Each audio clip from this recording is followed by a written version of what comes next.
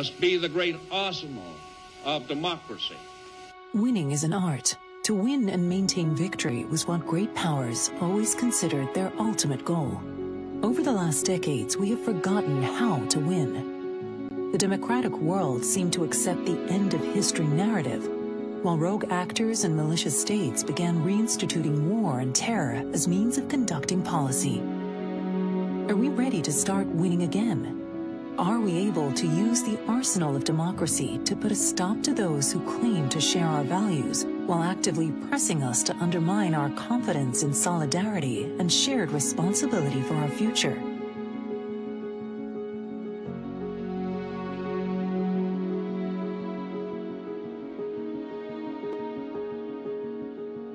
Appeasement means walking away from a challenge. It emboldens the side that stays the course and spells strategic defeat to those conceding victory. This is the Polish Institute of International Affairs Strategic Ark, the art of winning. Please welcome to the stage Dr. Sławomir Dębski, Director of the Polish Institute of International Affairs.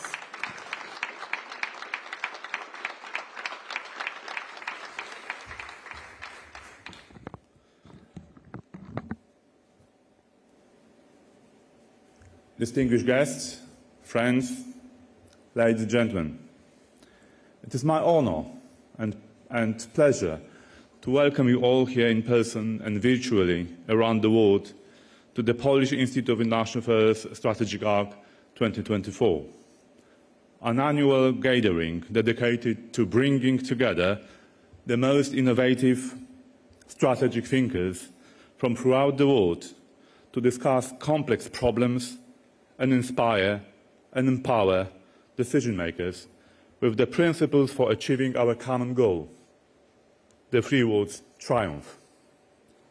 In other words, we are here in Warsaw to debate and strategize about art of winning. Winning is indeed an art form. It takes individuals with talent and vision, sharp minds and strategic skills to develop a winning theory, transform it into a clear mindset, and implement it into a real-world strategy necessary to achieve well-defined national interest and goals by overcoming difficult obstacles. The distant and near past has shown us that the art of winning plays out most dramatically on the greatest stage of them all, the global commons that we all cherish. Over the past decades, however, winning has become a lost art for the nations and states of the free world. The United States, the leader of the free world, achieved its last victories at the end of the Cold War, and arguably in 1991, after defeating the forces of Saddam Hussein in Iraq. And even then, President George H.W. Bush received a narrow margin of approval from the Senate to wage war against an autocratic aggressor, 52 to 47 votes. Subsequent American interventions in Iraq and Afghanistan, regardless of long military engagement, can hardly be put into the win column today. The United States remains the most powerful and innovative economy in the world, maintaining a high-end technological edge over China. But does America know today how to win in a context against China? Does it have the knowledge and experience to do so? And on the European front, how is America doing against Russia? Does it have a winning strategy when it comes to supporting democratic Ukraine facing down Russia's totalitarian aggression driven by genocidal motives?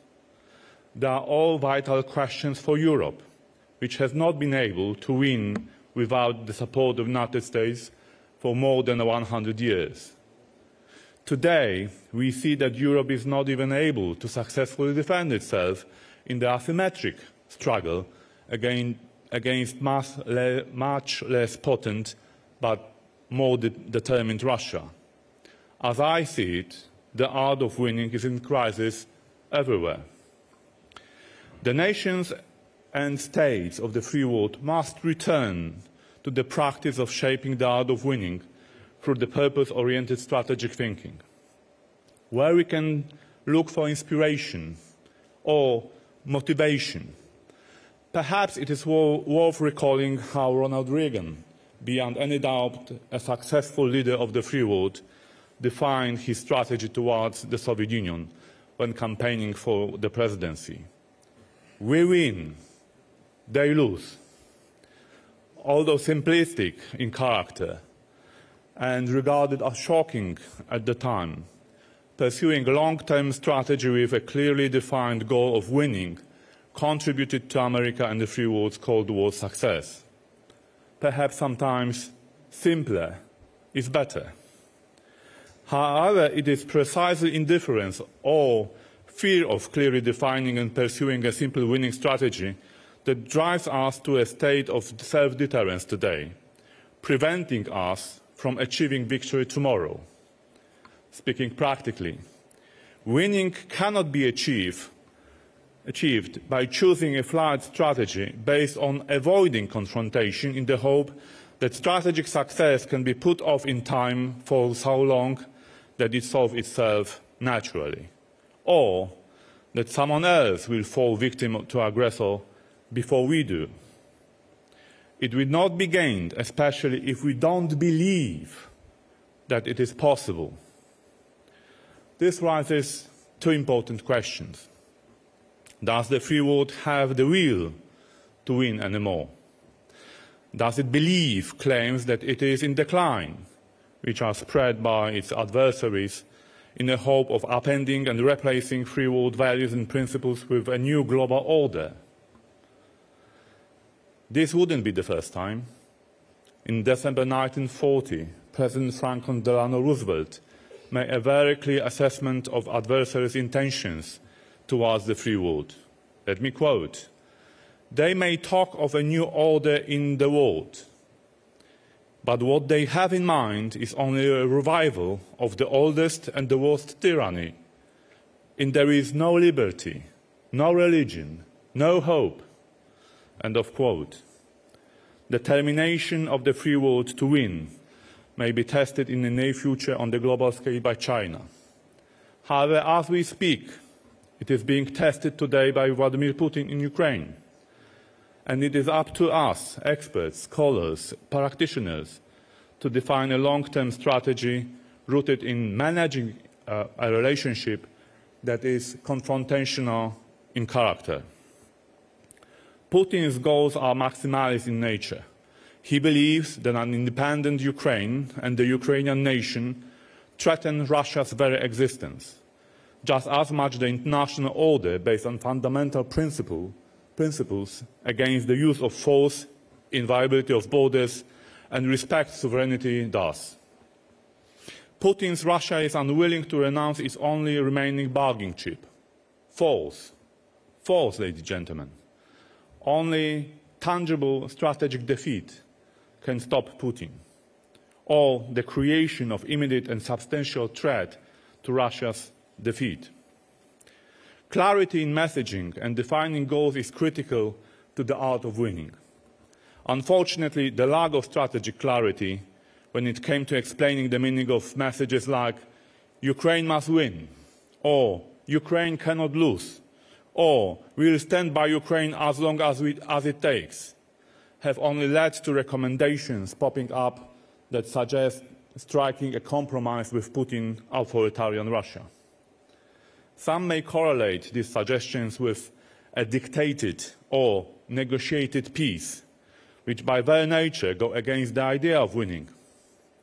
The fact that once again we in the free world are debating whether or not to negotiate peace with our authoritarian aggressor tells me that we lack of strategic leadership to prevent us from falling into a trap that will cast us into war. We lack strategic leadership because we have forgotten how to win. The experience of the 20th century has proven that no nation can appease an authoritarian aggressor, be it Nazi Germany, the Soviet Union, or Putin's Russia. Allow me again to invoke the message of one of the modern history's greatest strategic leaders, Franklin Delano Roosevelt, who spelled out the flaws and danger of a negotiated peace. I quote, "Is it a negotiated peace if a gang of outlaws surrounds your community and on threat of extermination makes you pay tribute to save your own skins? Such a dictated peace would be no peace at all. It would be only another armistice, leading to the most gigantic arms race and the most devastating wars in all history." End of quote. There can be no reasoning at gunpoint. Negotiating peace is the same form of dangerous wishful thinking which has damaged our will to win. The debate on supporting Ukraine reminds us of the great debate in the United States on whether or not to help Europeans strive off Nazi German aggression in 1940. Here again, the strategic leadership of Franklin Delano Roosevelt offers a valuable key to understanding how see Ukraine win. Quote, "The people of Europe who are defending themselves do not ask to do their fighting. They ask for the implements of war, the planes, the tanks, the guns, the fighters, which enable them to fight for their liberty and for our security. Emphatically, we must get these weapons to them in sufficient volume and quickly enough so that we and our children will be saved the agony of suffering of war, which others have had to endure. Let not the defeatists tell us that it is too late. It will never be earlier. Tomorrow will be later than today." End of quote. Roosevelt's clarity and vision of the US as the great arsenal of democracy not only helped to rest skeptical voices of a peace at home, but transformed the United States into a production powerhouse that once forced into combat contributed mightily to the victory over Nazism while paving the way to the success in the Cold War. Then, as now, the stakes remain high when confronting an authoritarian regime, which abides the principle that might makes right. They do not seek a just peace, but strive for domination and subjugation. To be victorious, it is necessary to revive the art of winning, starting by restoring faith in the principle that free world is capable of winning. To do this, there is no better forum than Strategic Ark. I am confident that over 12 panels in 2 days, the world's top minds gathered here will help us to rediscover and boldly redefine the art of winning. Let's give it the credibility and clarity it needs to be our strategy for success when it comes to facing the global challenges of tomorrow, today. This is PISM Strategic Ark, the art of winning. Ladies and gentlemen, thank you for your attention.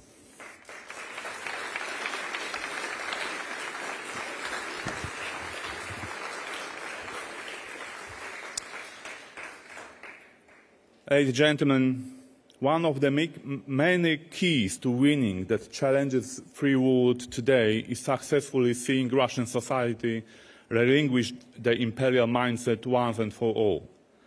One of the modern thinkers and practitioners who understood that Russia's future lies in and within the democratic free world is Sławomir Kara-Murza, a personal friend and a great friend of the Polish Institute of International Affairs.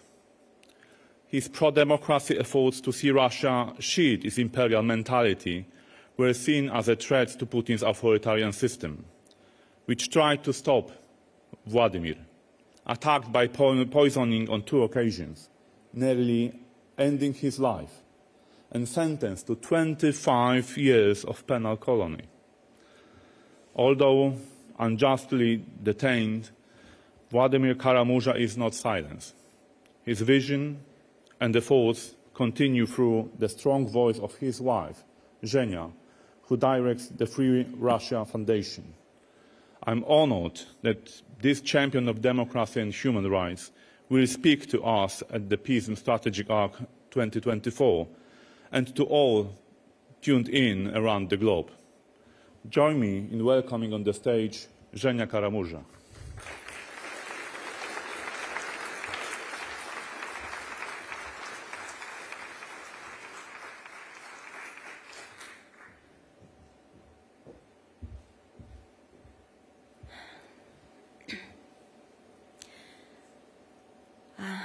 Distinguished guests, ladies and gentlemen, it is indeed a great honor and a privilege to be here.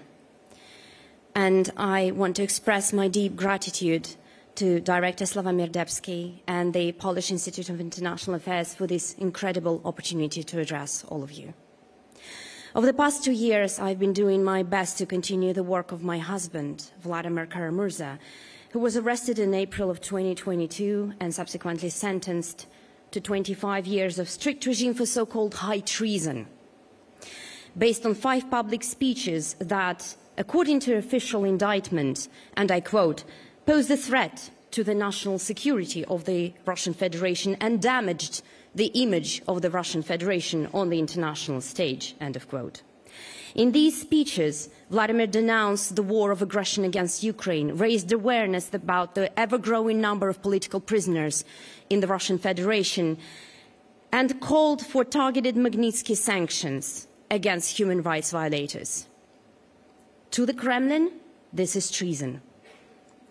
Under the UN Nelson Mandela rules, keeping a person in solitary confinement for over 15 days is considered torture. Vladimir has been held in solitary confinement of a punishment cell for the last 8 months, since September 2023. His bed is attached to the wall from 5 a.m. to 9 p.m. There's barely any daylight in his cell, and he has not seen or spoken to a single other prisoner in that so-called special regime prison colony where he's serving his sentence in Western Siberia. He's allowed pen and paper for 90 minutes a day, and his sole possessions are a mug, a toothbrush, 2 bars of soap, 2 towels, and 2 books. Not even the pictures of our kids. My husband's case is atrocious, yes, and with his 25-year prison sentence and the conditions in which he's serving it, he still holds the record in today's Russia. The record he might soon beat himself, because the Russian authorities are about to open yet another 4th criminal case against him under the so-called foreign agents law. But Vladimir's case is also very illustrative of the situation with human rights in Russia in general. By the most conservative estimates of Memorial, Russia's most respected human rights organization and co-laureate of the Nobel Peace Prize, the number of political prisoners in the country is over 700 people, while the total number of Russians who have faced criminal or administrative punishment since 2018 for exercising free speech, according to a recent media investigation, comes to an astonishing 116,000 people. There have been more political trials under Vladimir Putin's 4th presidential term alone than under Soviet leaders Nikita Khrushchev and Leonid Brezhnev combined. We see people being persecuted for laying flowers to slain opposition leaders Boris Nemtsov and Alexei Navalny, and any kind of anti-war speech in a country whose government has for 2 years been carrying on a war of aggression against Ukraine is harshly punished, very often with Stalin-era prison terms. The regime has brought back the entire arsenal of Soviet-style repressive mechanisms to eradicate dissent and scare people into silence. Punitive psychiatry, first introduced by then KGB head Yuri Andropov in 1969 as a method of fighting dissent, has made its bone-chilling comeback. The use of intimidation and torture by Russian law enforcement authorities does not even surprise anyone anymore.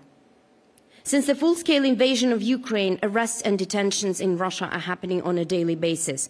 According to OVD Info, an independent media project that focuses on monitoring political persecution in the country, from January 1st to May 5th of this year alone, 970 people were detained at public events throughout the country. That's roughly 8 people per day. With independent media banned and blocked, civil society institutions destroyed or under extreme pressure, and international observers and rapporteurs consistently denied entry to the country, we really have only a vague idea of the scale of repression in Russia. Just like in the Soviet times, all those who publicly reject the official narrative are being portrayed by the Russian authorities as criminals, extremists, spies, traitors, or insane people. Political prisoners with pre-existing medical conditions are routinely deprived of medical care and are repeatedly sent to disciplinary cells on ridiculous grounds and in total violation of the Russian law. Alexei Gorinov, Alexander Skochelenko, Yuri Dmitriev, Igor Baryshnikov, Zarima Musaeva, Evgeny Bestuzhev, Yegor Balazeykin are just a few of those whose lives are in imminent danger because their health is rapidly deteriorating in the absence of medical care.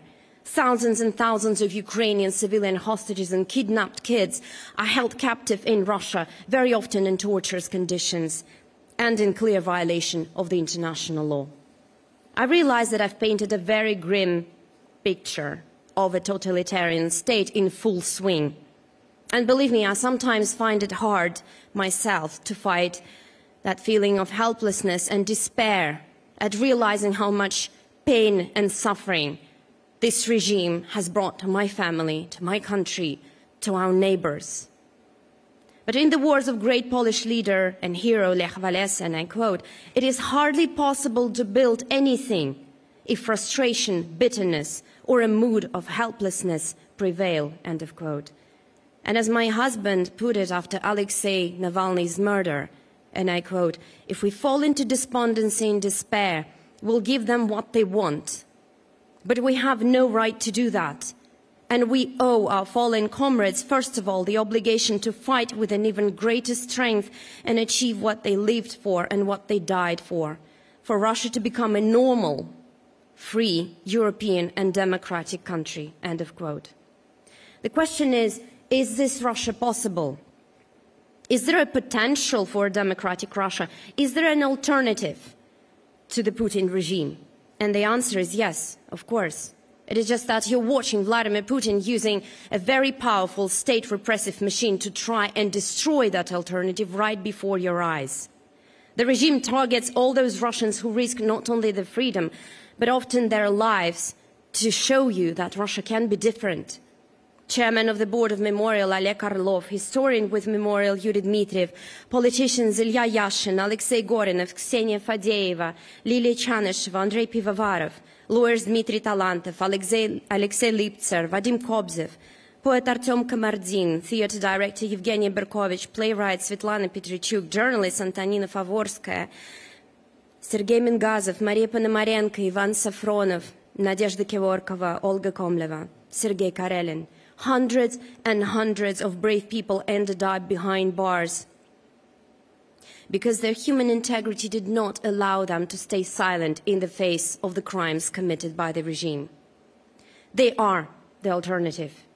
As are my incredibly committed and intrepid colleagues from the Free Russia Foundation, Memorial, OVD-Info, ethnic minority movements, Association Russie Liberté, the Feminist Anti-War Resistance, the Go by the Forest Project, the Anti-War Committee, the Anti-Corruption Foundation, and many other Russian civil society groups and organizations working tirelessly to bring closer the day when the regime in the Kremlin collapses. They are the alternative. Those who are opposing Vladimir Putin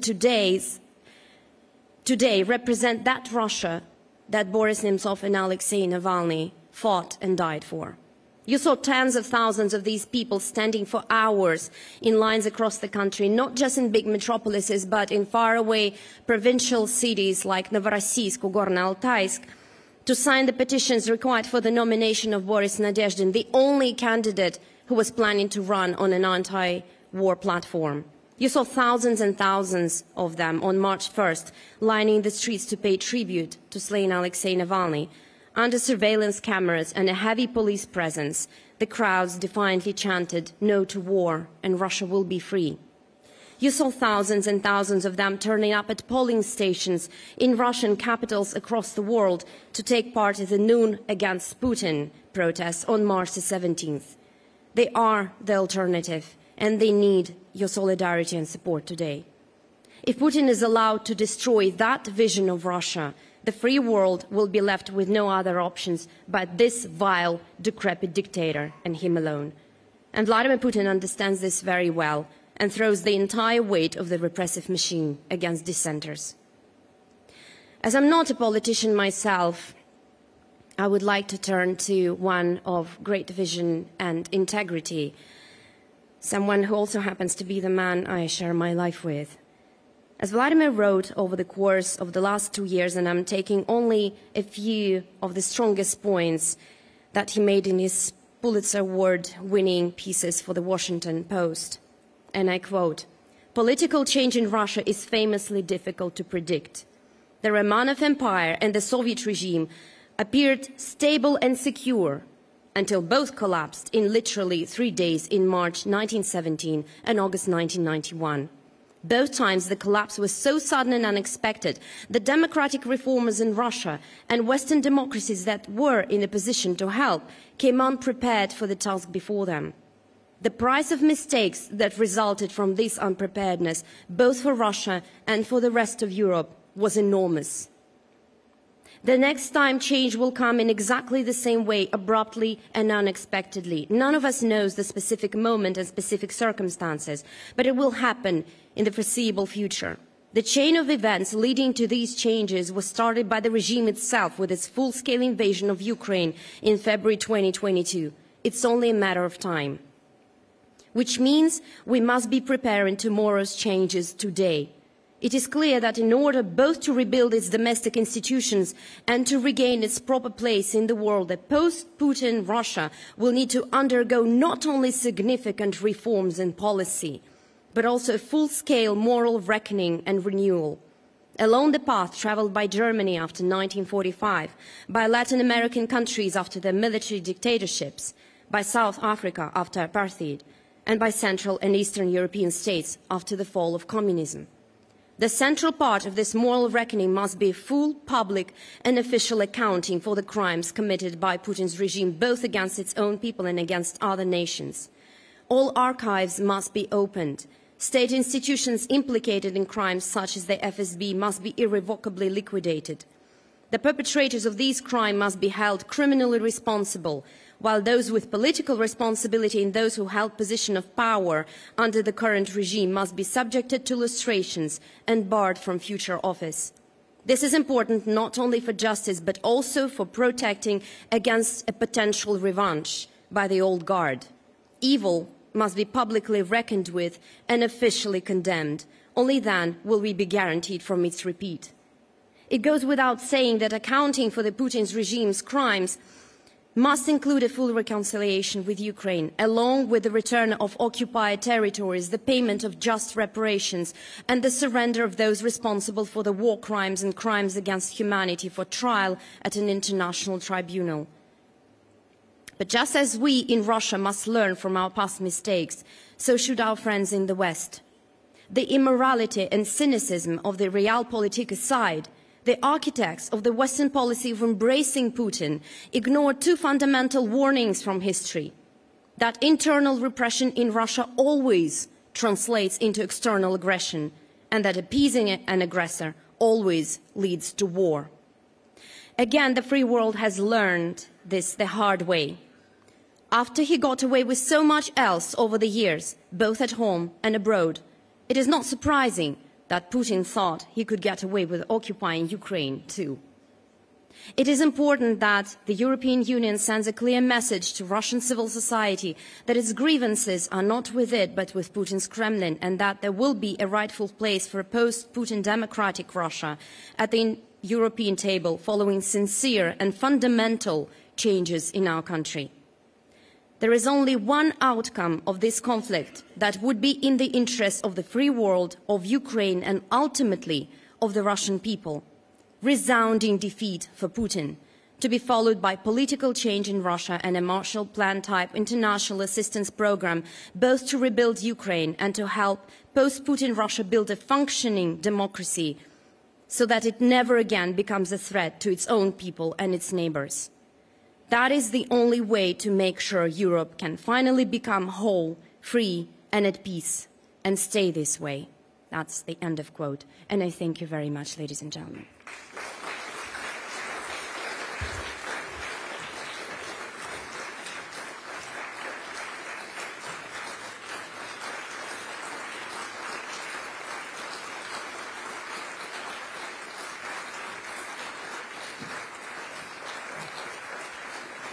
Ladies and gentlemen, this concludes the welcoming remarks for the conference. Please remain seated and welcome your hosts for today.